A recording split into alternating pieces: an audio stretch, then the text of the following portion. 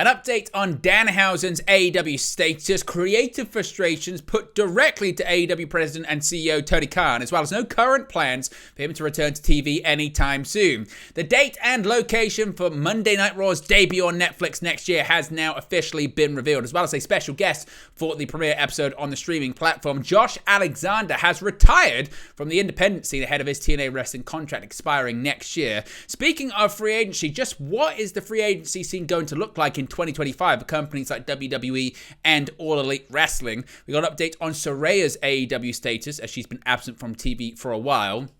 Cody Rhodes promises WWE WrestleMania 41 will surprise you all in Las Vegas next year, and details on Tegan Nox being removed from a recent independent pro wrestling booking.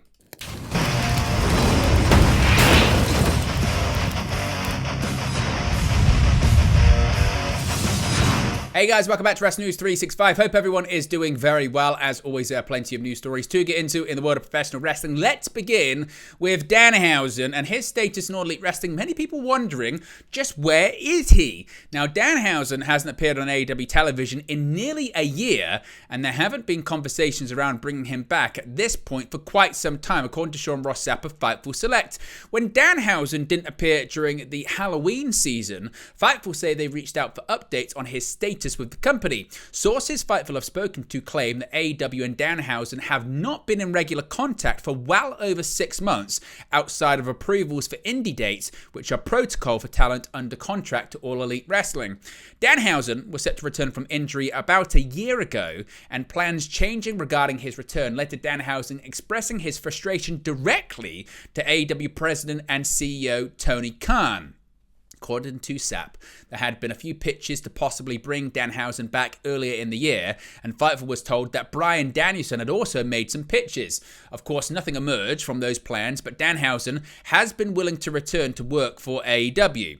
Now, since publishing the article, Fightful say that they've heard from at least one member of AEW Creative that spoke with Danhausen in September.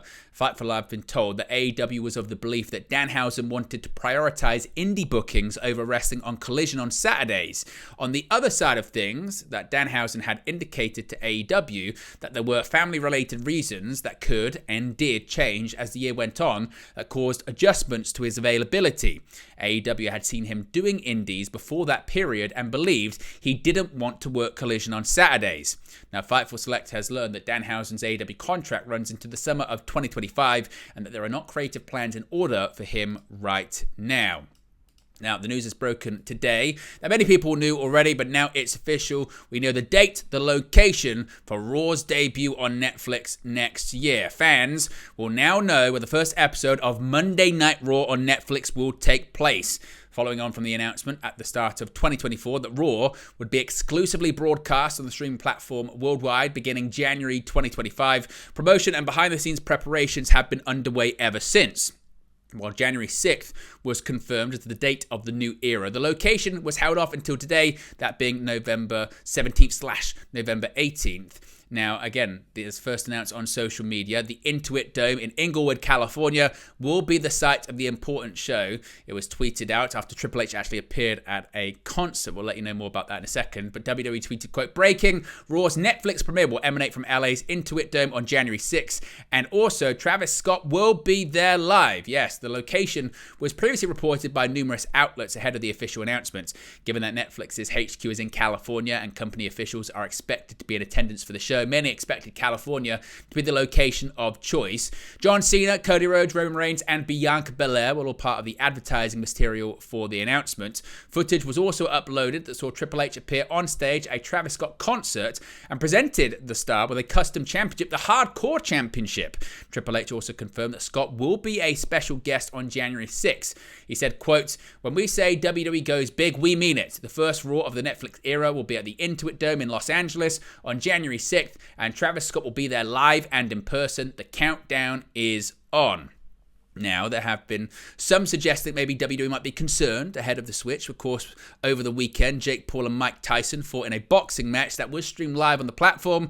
And while many were looking forward to the fight, technical issues, including buffering and the app crashing, took place throughout the evening, leading some to express their concern over whether the same could happen when the flagship show moves to Netflix in the new year. Now, according to a follow-up report, Netflix's response to the issues and WWE's reactions have been noted. They're not too concerned. It's been reported that over 60 million people tried to view the Mike Tyson-Jake Paul fight over the weekend, and maybe they're not expecting the same level of traffic for WWE. Either way, they look to have the issue sorted come January.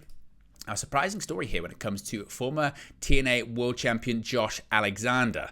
At the November 17 Northern Crown Pro Wrestling event in Toronto, TNA wrestling star Josh Alexander made the surprising announcement that he is stepping away from the independent scene.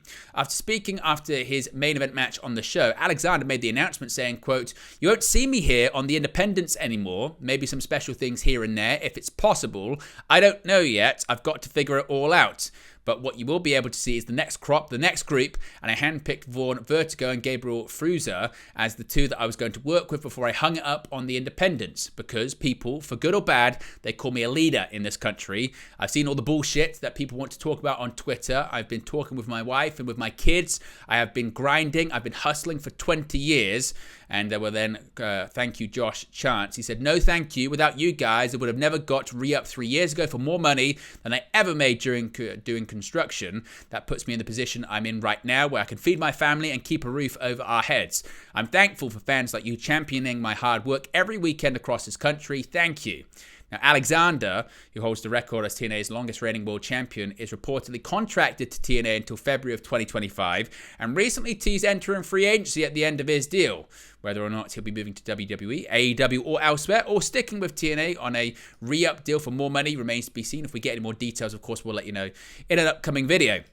Speaking of free agency, is 2025 going to be as big of a year that 2024 was when it comes to free agents in professional wrestling? Now, 2024, as I mentioned, has been one of the most eventful years in recent memory when it comes to free agency, as WWE and AEW have picked up some of the biggest names in the business. With so many contracts expiring over the past 12 months, many have wondered whether the same will be in store for 2025, but it looks as if fans will be able to take a breath in the new year. Fightful Select revealed that 2025 won't be anywhere near the level of what 2024 has been like for both WWE and AEW, but he did note, Sean Ross Sapp, that other companies might be a little more active than they have been this year. Sapp noted that the main reason why WWE and AEW have been so active in the free agent market is because all of the big media rights deals each company has secured.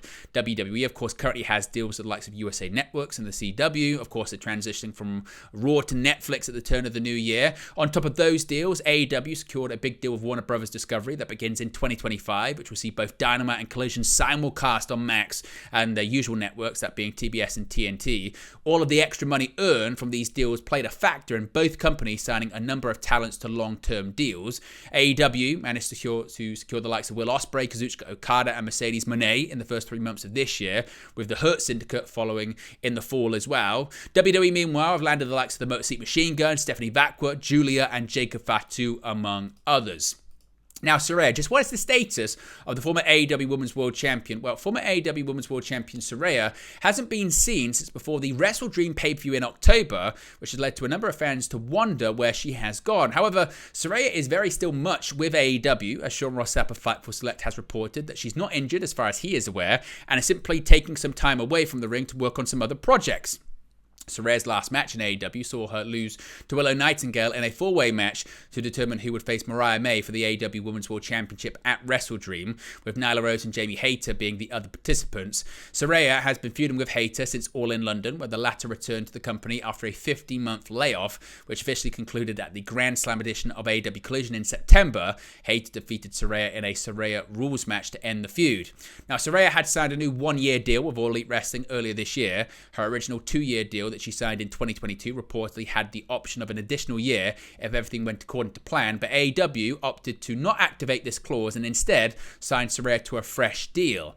There are no initial plans in place for when Saraya returns, but she was last seen teaming with Harley Cameron as part of the Outcast. Cameron has continued as a singles competitor since her partner has been away and has faced the likes of Chris Statlander, Thunder Rosa, and Mina Shirakawa. Now, Cody Rhodes is promising big things for next year's WrestleMania event. According to Cody Rhodes, what's to come at WrestleMania 41 will be a surprise for everyone. Since winning the undisputed WWE Championship from Roman Reigns at WrestleMania 40 in Philadelphia, it has appeared that Rhodes is on a collision course with the People's Champion, The Rock, at the 2025 edition of the Showcase of the Immortals. When The Rock made a surprise appearance at Bad Blood in October, both Rhodes and Reigns were in the ring. Before leaving, the Great One signaled a 3 count, making fans believe he was there for the American Nightmare since he pinned him on night 1 of WrestleMania 40.